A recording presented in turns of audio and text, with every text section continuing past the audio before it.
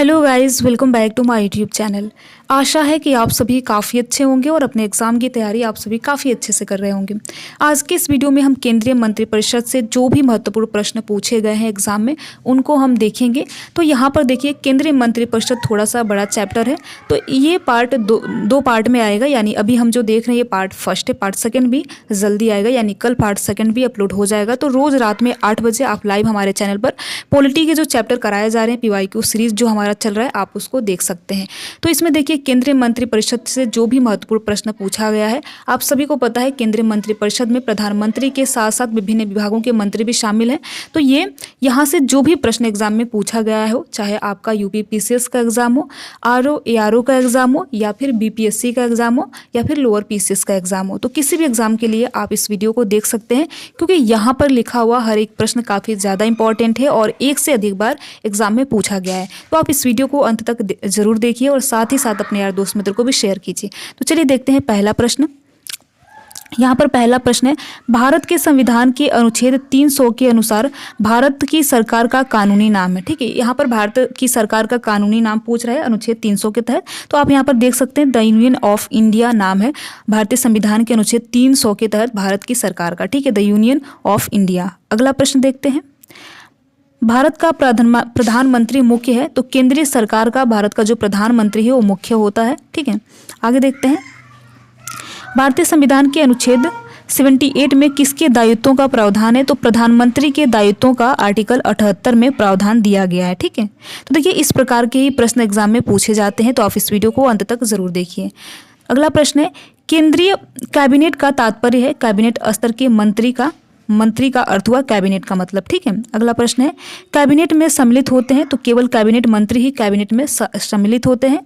अगला प्रश्न है, संविधान में मंत्रिमंडल शब्द एक ही बार प्रयोग होता है, किस आर्टिकल में प्रयोग होता है, तो आर्टिकल 352 में संविधान में मंत्रिमंडल शब्द केवल व केवल एक ही बार प्रयोग हुआ है, तो आर्टिकल 352। ये प्रश्न जो है वो काफ़ी ज़्यादा इंपॉर्टेंट है और ये कई एग्जाम में कई बार पूछा गया है कि भारत में मंत्रिमंडल शब्द का एक ही बार प्रयोग हुआ है, किस आर्टिकल में प्रयोग हुआ है, तो 352 आर्टिकल में मंत्रिमंडल शब्द का एक ही बार प्रयोग हुआ है। ठीक है, अगला प्रश्न देखते हैं, कार्मिक विभाग का गठन कब किया गया और इसे किसके अधीन रखा गया। जो कार्मिक विभाग है उसका गठन कब किया गया और इसे किसके अधीन रखा गया, तो प्रशासनिक सुधार आयोग 1966 के संस्तुति के आधार पर 1970 में प्रधानमंत्री के द्वारा जो है कार्मिक विभाग का गठन किया गया। तो इस प्रकार से देखिए आपको याद रखना है जो भी प्रश्न यहाँ पर बताए जा रहे थे।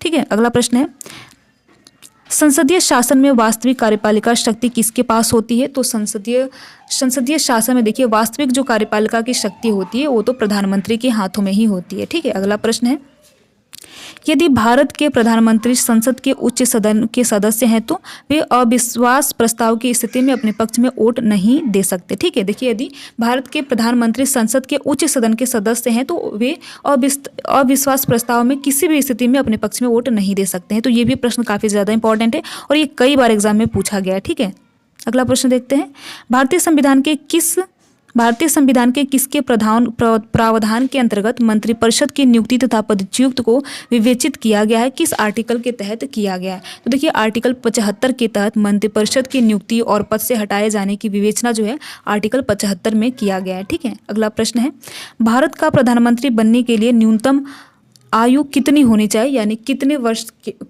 के बाद आप भारत के प्रधानमंत्री बनने के योग्य हो सकते हैं, तो 25 वर्ष में। ठीक है, अगला प्रश्न है, प्रधानमंत्री को नियुक्त किया जाता है राष्ट्रपति के द्वारा। ठीक है, आर्टिकल 75A के द्वारा प्रधानमंत्री को नियुक्त किया जाता है। अगला प्रश्न है, जो व्यक्ति संसद का सदस्य नहीं है केंद्रीय मंत्री रह सकता है, तो केवल 6 महीने के लिए अगर कोई व्यक्ति संसद का सदस्य नहीं है तो केंद्रीय मंत्री केवल व केवल 6 महीने के लिए ही रह सकता है। अगला प्रश्न है, भारत का प्रधानमंत्री किसके प्रति जवाबदेह है, तो भारत का जो प्रधानमंत्री होता है लोकसभा के प्रति जवाबदेह होता है।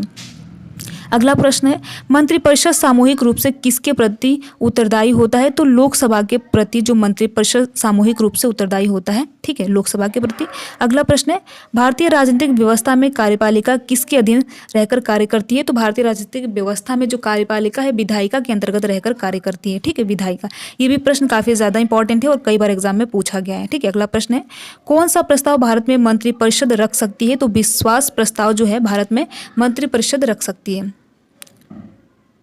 अगला प्रश्न है, किस संसद के सदस्यों द्वारा बहुमत से अविश्वास प्रस्ताव पास होने पर मंत्रिपरिषद को त्याग पत्र देना पड़ेगा? तो देखिए, जब लोकसभा में अविश्वास प्रस्ताव पारित होता है तो मंत्रिपरिषद को जो सदस्य होते हैं तो उनको मंत्रिपरिषद से त्याग पत्र देना होता है। ठीक है, अगला प्रश्न है, अपना त्याग पत्र देने के बाद भारत में एक मंत्री को अपने त्याग पत्र के विषय में लोकसभा में व्यक्तिगत वक्तव्य देने के लिए किस अनुमति की आवश्यकता होती है? तो स्पीकर जब अनुमति देते हैं तभी व्यक्ति अपना जो व्यक्तिगत पक्ष है वो रख सकता है। ठीक है, वक्तव्य रख सकता है। अगला प्रश्न है, मंत्रिपरिषद के विरुद्ध अविश्वास प्रस्ताव लाने के लिए लोकसभा के सदस्यों की संख्या कितनी होनी चाहिए? ठीक है, देखिए, मंत्रिपरिषद के विरुद्ध जब अविश्वास प्रस्ताव पारित किया जाता है तो लोकसभा के सदस्यों की संख्या कितनी होनी चाहिए? तो 50 होनी चाहिए। ये प्रश्न काफ़ी ज़्यादा इंपॉर्टेंट है और कई बार एग्जाम में पूछा गया है और कई एग्जाम में ये प्रश्न पूछा गया है। अगला प्रश्न देखते हैं, स्वतंत्र भारत के प्रथम वित्त मंत्री थे आर के षणमुखम चेट्टी जो थे वो भारत के प्रथम वित्त मंत्री हुए। ठीक है, अगला प्रश्न है, भारत में स्वतंत्रता के पश्चात प्रथम मंत्रिमंडल का कानून मंत्री कौन था? तो डॉक्टर भीमराव अंबेडकर स्वतंत्र भारत के पश्चात मंत्रिमंडल के पहले कानून मंत्री थे। ठीक है, अगला प्रश्न है, भारत के 12वें प्रधानमंत्री कौन थे? देवगौड़ा जो थे भारत के 12वें नंबर के प्रधानमंत्री थे।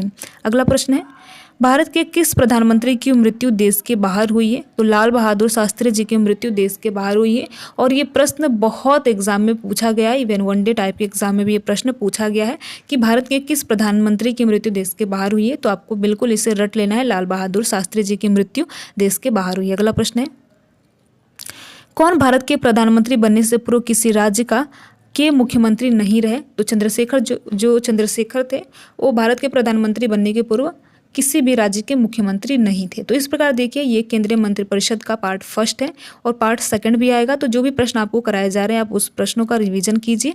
ठीक है, और साथ ही साथ देखिए, आप अगर पॉलिटी से संबंधित अन्य वीडियोज़ भी देखना चाहते हैं तो हमारे चैनल मिशन एग्जाम क्लियर पर देख सकते हैं। यहाँ पर मैंने प्रस्तावना से लेकर मूल अधिकार, मूल कर्तव्य, इन सारे चैप्टर को करा दिया है और यहीं से काफ़ी संख्या में एग्जाम में प्रश्न पूछे जाते हैं। तो सारे चैप्टर को मेरे द्वारा कवर कराया जा रहा है जो एग्जाम की दृष्टि से काफ़ी ज़्यादा इंपॉर्टेंट है। तो आप वीडियो को देखा कीजिए और साथ ही साथ अपने यार दोस्त मित्र को भी शेयर किया कीजिए। वीडियो में लास्ट तक बने रहने के लिए आप सभी का बहुत बहुत धन्यवाद। Thank you.